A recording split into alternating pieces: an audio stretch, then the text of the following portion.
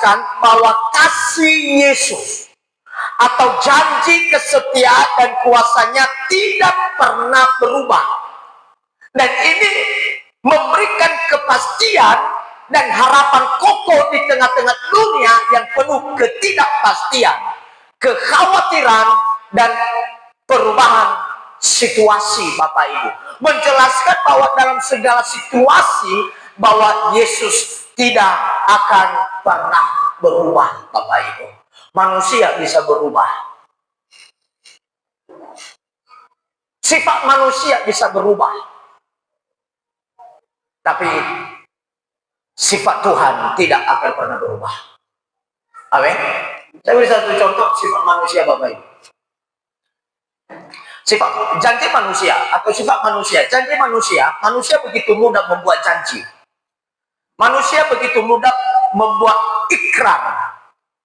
Manusia begitu mudah berjanji-janji sama Tuhan.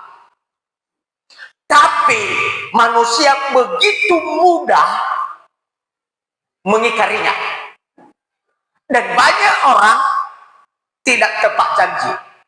Kenapa? Karena manusia berubah-berubah, Bapak Ibu. Salah satu contoh saya akan berikan kepada saudara begini. Ada seorang pria yang berjanji akan menikahi pacarnya. Akan menikahi pacarnya. Tetapi pria itu justru menikahi gadis lain. Padahal pepatah mengatakan janji adalah utang. Utang yang harus dibayar. Namun banyak manusia yang mengingkari janjinya, itulah manusia. Oleh sebab itu, Bapak Saudara, jangan-jangan yang masih pacaran, yang suami istri saja sekarang, Bapak Saudara, sudah tidak baik-baik saja dan banyak mengingkari janji. Apalagi yang pacaran.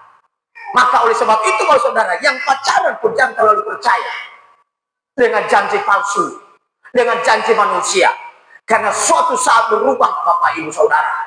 Karena begini, Bapak Saudara, ketika kita beli emas, ini satu emas, dan ketika kita lihat emas lebih hebat di sana, lebih murni di sana, lebih bagus timbangannya, lebih baik dia, lebih apa, pasti kita akan meninggalkan emas ini dan kita beli yang lebih bagus. Sama dengan orang yang pacaran, Bapak Saudara. Makanya jangan pernah taruh harapan. Jangan pernah menaruh harapan. Karena begini, ketika engkau menaruh harapan, dia mati nanti engkau nangis.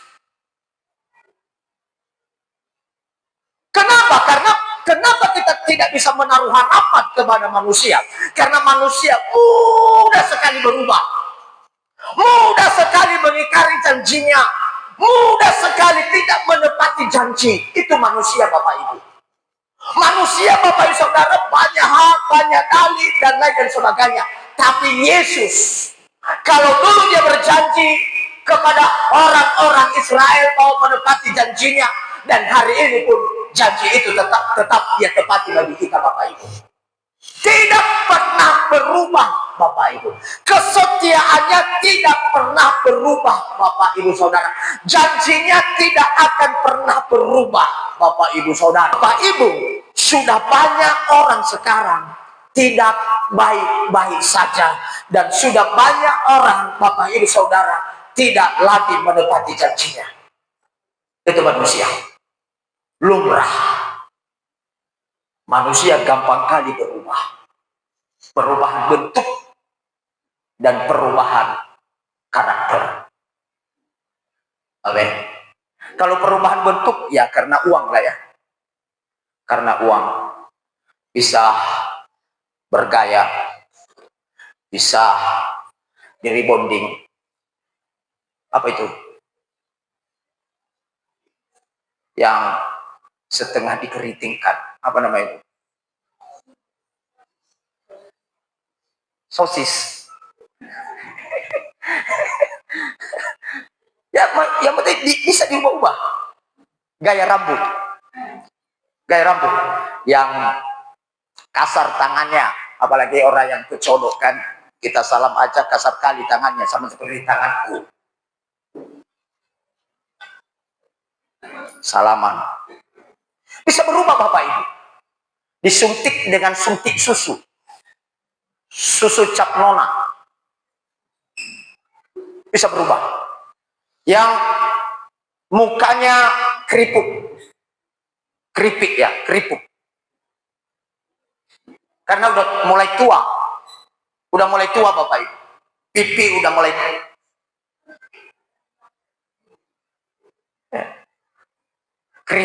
keripuk. Susu suntik 1 jam, setelah itu pipinya bisa jadi mulus kayak anak gadis yang 16 tahun. Manusia cepat sekali secara signifikan bisa berubah. Itu yang berteman. Makanya bagi yang berteman, saudara, jaga jarak. Baik yang berkeluarga pun begitu. Kadang-kadang begitu yang berkeluarga ini. Orang terjadi seperti itu, Bapak Saudara. Seperti itu. Perubahan secara signifikan kadang-kadang terjadi. Dan saya yakin bahwa itu adalah manusia. Itu adalah manusia. Akhirnya Yudas itu dekat sekali dengan Yesus. Oh, Yesus, udah ada uang simpan oleh Yudas. Dekat sekali dengan Yesus. Apa keperluan Yudas ada. Semua adalah Yudas karena dia adalah seorang bendahara. Seorang bendahara adalah seorang yang sangat dipercaya. Itu bendahara. Sangat dipercaya. Itu adalah bendahara. Sangat dipercaya. Walaupun Bapak Saudara tidak mampu, tapi sangat dipercaya karena itu adalah bendahara. Karena sempat uang terpakai, maka organisasi tersebut akan kacau, Bapak Saudara. Itu sebabnya adalah bendahara itu adalah sifat yang teruji. Sifat yang teruji dan sifat yang dipercaya, Bapak Ibu Saudara. Dan akhirnya selama Bapak Ibu Saudara, akhirnya selama mereka bersama-sama diajarkan dengan firman Allah, diajarkan dengan apa Bapak Ibu Saudara, lebih daripada 3 tahun. Yesus dibaptis ada 30 tahun dan setelah dia dibaptis 3 tahun setengah dia disalibkan. Hampir 3,5 tahun bersama dengan Yesus, kompak dan lain dan sebagainya. Di ujung daripada 3,5 tahun mulai menjauh dari Yesus, mulai mementingkan kepentingan, mulai mementingkan keuangan, mulai mementingkan ini, sampai waktu Maria yang berdosa diambil minyak narwastu yang mahal, diminyaki kaki Yesus. Yudas berkata, mengapa engkau memboroskan minyak yang mahal itu? Lebih baik kita jual dia dan kita akan uangnya kita bagikan kepada orang miskin. Tujuannya bukan untuk dibantu orang miskin, untuk dimakan pribadinya, Pak Saudara. Di akhir daripada 3,5 tahun, Pak Saudara, Yudas mulai berubah, Yudas mulai menjauh, Yudas mulai apa? Dan akhirnya oleh karena perubahan itu, oleh karena menjauh itu, Pak Saudara, akhirnya Yudas menjual Yesus 30 keping perak.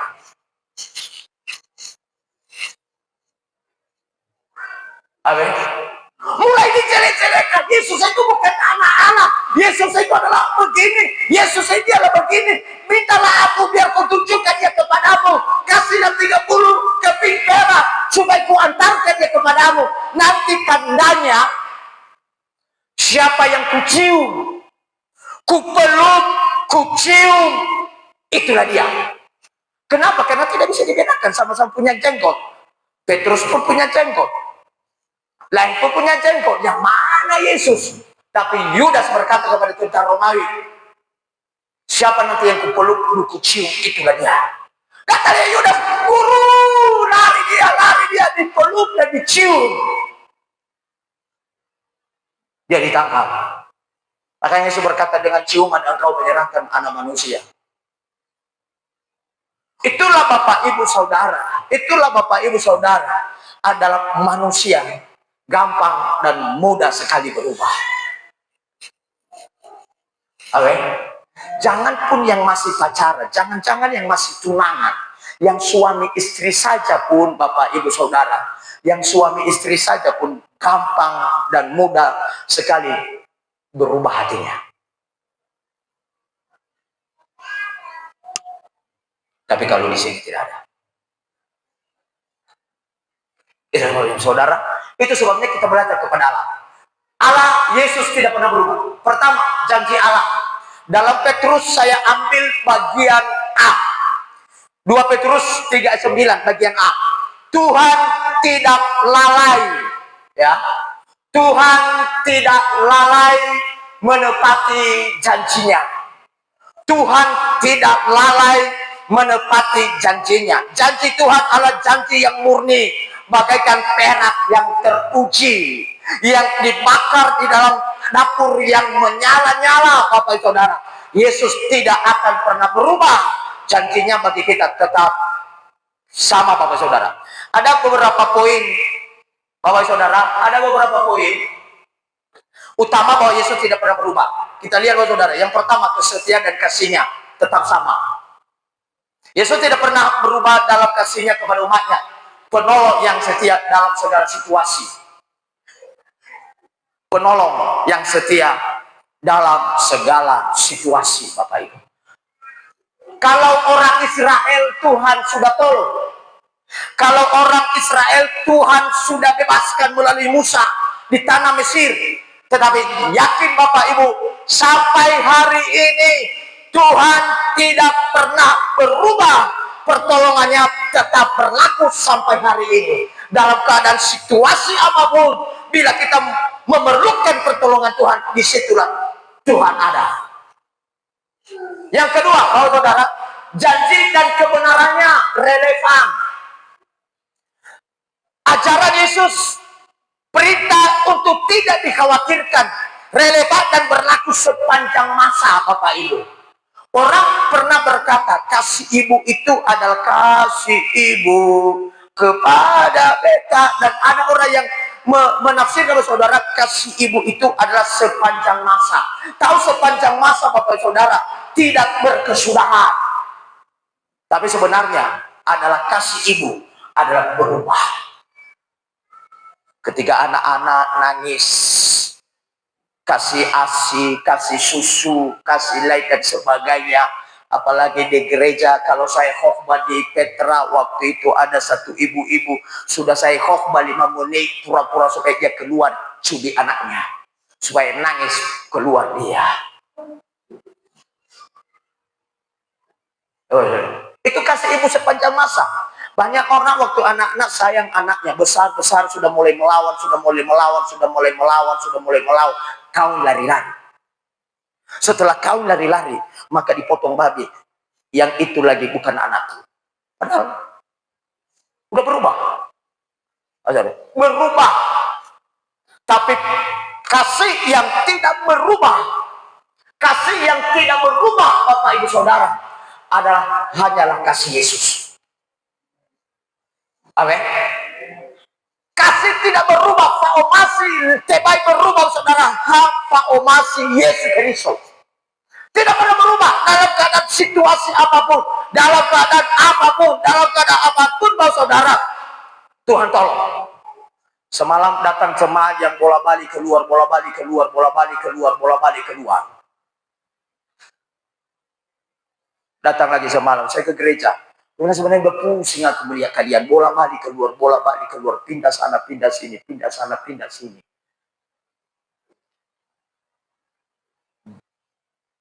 Apa? Hitam buku saya menulis-nulis.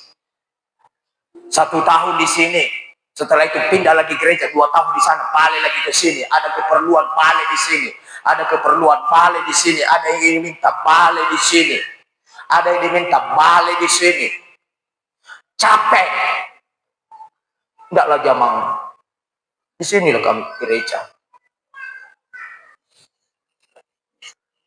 Ya, kalau saya tolak kan nggak mungkin, nggak. Orang datang ke gereja ngapain? Udah ibadah saja dulu. Jalani, Bapak Saudara. Artinya, Bapak Saudara, hidup manusia selalu berubah.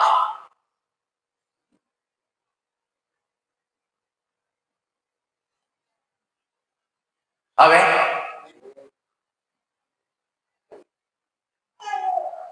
Yang seperti di Petra sudah ku kasih SK itu loh, penasehat jemaah. Tapi hanya dengan saya khotbahkan persetujuan. lari keluar. Hanya karena perpuluhan. Kenapa? Tidak suka aku gembala itu. Kenapa? Sudah ada kayu yang seperti ini, yang tidak ada tutupnya, tidak ada kayu. Kenapa lagi dibuat tempat persembahan yang kaca seperti ini? Dilihatlah persembahan itu. Karena setiap persembahannya, dia hebat katanya. Setiap kuliah, hanya 500 perak dimasukkan di dalam. Karena kayu kan tidak nampak. Dan setelah kukan jadikan jadi kaca, bang saudara, takut-takut dia kasih persembahan. Dia keluar dari jemaat hanya dengan tempat persembahan kaca. Saya katakan sama dia, lihat nanti di dalam kerajaan surga. Pelajari Wahyu pasal 21, 22. Bagaimana surga itu? Semua adalah mutiara, nampak semuanya. Pak saudara, makanya pun persembahan itu harus nampak. Tapi kan tidak perlu, karena persembahan itu kan Yesus bilang. Yang dilihat Tuhan bukan persembahan, yang dilihat Tuhan adalah hati. Yesus kan pernah membenarkan persembahan perempuan yang berapa keping perak pada saat itu. Dia berikan, dan Yesus mengakui. Karena orang Farisi memberikan banyak. Dan Yesus berkata, persembahan perempuan ini yang benar dan yang diterima oleh Allah. Karena diberikan dengan kekurangannya. Sedangkan orang Farisi diberi walaupun banyak, tapi diberi dengan kelebihannya, Bapak Saudara. Nah, makanya itu yang saya pegang. Makanya pun kalau 500 perak aku kasih, itu persembahan. Kalau 50 perak, kalau ada 25 perak yang kecil, logam yang kecil itu aku kasih, itu kan persembahan. Ya kan? Persembahan. Tapi Bapak Ibu Saudara begini, kita juga harus punya nikmat Bapak Ibu. Waktu perempuan memberikan 30 keping perak itu adalah gaji seharinya waktu itu. Dia pergi pagi, dan ketika jam 3 petang lewat Yerusalem, didengar bahwa Yesus ada di Yerusalem sedang berkhotbah. Dia singgah di situ, gajinya itu diantarkan menjadi persembahannya. Artinya bahwa saudara, persembahan yang kita berikan bagi Tuhan bukan persembahan yang tidak laku. Bukan dipatok berapa harganya, tapi bukan persembahan yang tidak laku. Bapak Ibu Saudara, apalagi kalau sekarang anak-anak kita kasih sama dia, Pak Jaja kasih 500 perak, mau dia tidak ngambil. 1000 saja pun kadang-kadang orang sekarang tidak mau ngambil anak-anak. 1000. Coba bandingkan, anak-anak saja pun sekarang kita kasih 1000 tidak mau. Mau enggak kasih 1000 sama Tuhan? Disitulah kita bandingkan. Inilah hikmat Bapak Ibu. Inilah hikmah yang perlu kita pelajari dalam hidup kita, saudara. Inilah hikmah. Nah, itu sebabnya saudara, bahwa tak berkesudahan masih berlaku sepanjang masa, relevan, harus tidak dikhawatirkan. Kita percayai, karena itu adalah yang sangat tepat dan relevan, Bapak Saudara. Yang ketiga, Bapak Saudara, bahwa kepastian di tengah perubahan. Kasih Yesus tidak pernah berubah. Ada kepastian di tengah perubahan. Dunia ini bisa berubah, Bapak Ibu Saudara. Dunia ini bisa berubah, tetapi janjinya bagi orang percaya tidak akan pernah berubah. Meskipun situasi dunia berubah, karakter Allah dan janji-janjinya tetap teguh dan tidak pernah berubah, Bapak Saudara. Walaupun dunia ini goncang, walaupun dunia ini berubah, sifat manusia berubah, manusia dipenuhi dengan kejahatan mungkin barangkali, tapi kasih Allah, sifat Allah, formasi Yesus tidak akan pernah berubah dalam setiap kehidupan kita. Terakhir, saudara, yang keempat adalah sumber kekuatan. Dahulu sampai sekarang, bahwa Tuhan Yesus tidak pernah berubah, bahwa Dia adalah sumber kekuatan kita.